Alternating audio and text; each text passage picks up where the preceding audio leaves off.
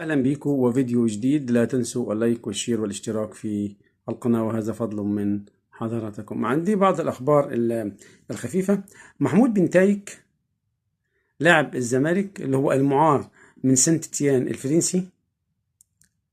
سانت تيان الفرنسي هو معار لمدة سنة، في بند في العقد أحقية الشراء عند دفع الزمالك $1,000,000. سانت تيان الفرنسي بعت انه اللاعب يرجع له في نهاية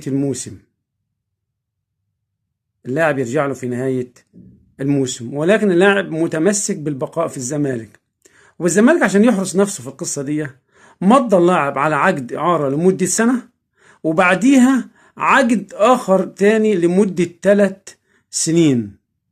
وده طبعا ذكاء وحنكة من إدارة الزمالك، لأن لو ما دفعش الزمالك $1,000,000 اللاعب لا حقيته إنه يرجع للنادي.